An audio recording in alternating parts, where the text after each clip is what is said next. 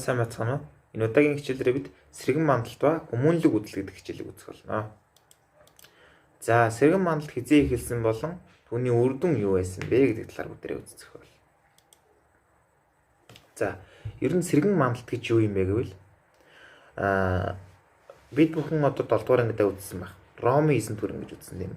За, Ромын эзэнт гүрэн гэдэг бол одоо Грек Ромын соёлыг одоо хийхэн одоо дэлгэрүүлсэн маш томоохон эзэнт гүрэн байсан. За, Ромын эзэнт гүрнийг байх үед бол уран барилга, уран зохиол, за тэгээд аливаа нэгэн шинжлэх ухаан, энэ санааны хувьд бол хүмүүс шин шатанд гарч ирсэн. За, энэ шин шатанд гарч ирсэн байсан одоо үед бол Аристотель, Платон, Сократ гэх мэт томоохон философч нар, за мөн одоо уран барилгын гайхалтай бүтээлүүд бий болсон байдаг. Колизе, Афины одоо дугуй театр гэх. За, ингээд энэ үе одоо төгсгөл болж дундад зууны нийгэм ирсэн. За, дундад зууны нийгэм ирснээр бол шашны нөлөөнд, католик шашны нөлөөнд маш харанхуй бүдүүлэг одоо нийгэм ирсэн гэж үздэг. Жишээлх юм бол одоо үзэсгэлэнтэй болон ямар нэгэн гоц авьяастай чадвартай эмэгтэй хүмүүсийг шулам гэж үздэг байсан.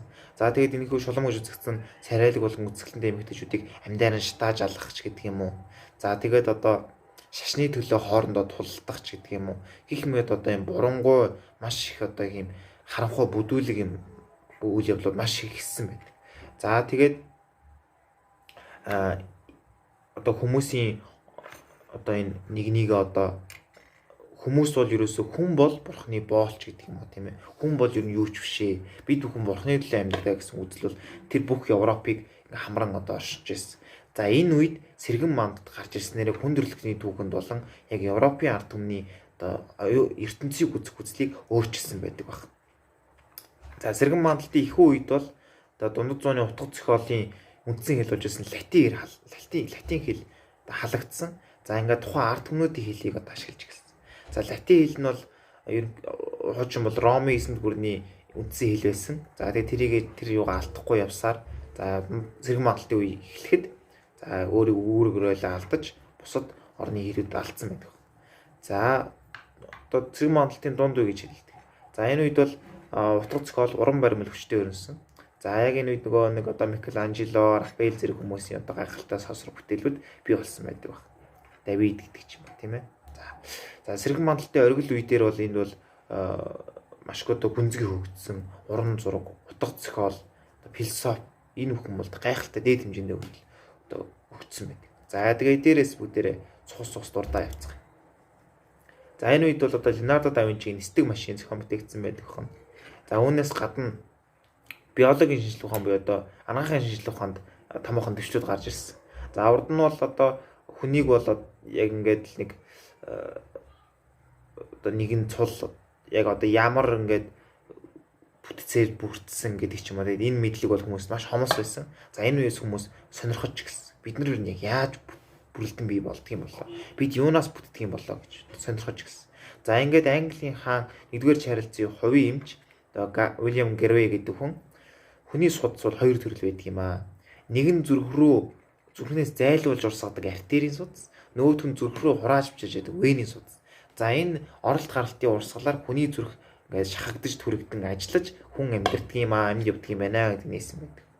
За, тэгвэл анагаах ухаанд иймэрхүү өөрчлөлтүүд гарсан бол доо гайхалтай шинэ нээлтүүд гарсан бол за мөн одон орон болон хүмүүсийн үзэл санаанд томоохон өөрчлөлт гарсан. Юу вэ гэвэл Коперникийн одоо нар бол ертөнцийн төв. За, тэгээд нарыг торин дэлхий эргэлдэгэ гэдэг үзэл хэлсэн байна. За, үүнээс өмнө бол Христийн шашин, католик шашинд бол юу гэж номлодог байсан бэ гэвэл дэлхий бол ертөнцийн төв юм аа. Дэлхийг нар сар болон бусад гариг хэрэгс тойрон оршдог гэж үздэг байсан. Гэтэл энэ бол үгүй ээ. Энэ бол нарыг дэлхийд тойрдог юм аа гэдгийг Коперник анх тавьснараа хүндрэлтний түүх одоо тухайн үеийн хүндрэлтний оюун санаа үзэл бодлыг 180 градус эргүүлсэн үйл явдал болсон байдаг. За, мөн хэвлэг машин бий болж одоо өөрсдийн нээсэн шинэ нээлт болон Библи гэх мэт одоо зүйлсүүдийг хэвлэн тарааж хүмүүст маш хэмжээгээр тараах бололцоог олгосон байдаг. За, одоо Леонардо да Винчигийн дурсан гайхалтай бүтээлүүд, за Микеланжело, Рафаэлийн хийсэн гайхалтай бүтээлүүд бол энэ үеийн сор бүтээлүүд тооцогддог. За, тэгээд ер нь бол одоо сэргэн мандалтын үеийн гол онцлог нь бол соёл урлагт өөрчлөлт гарсан.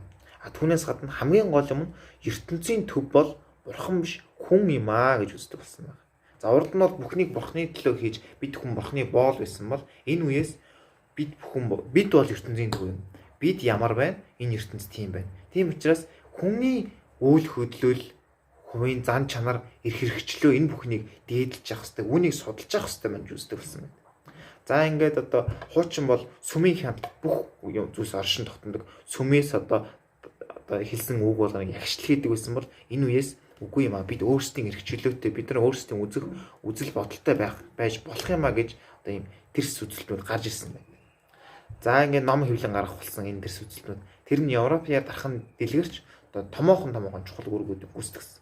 За ингэж усаар шашны шинтгэлийг хүртэл бий болгосон байдаг. За ингээд одоо анхаарал хандуулсан юм л да. Баярлалаа. Баяртай.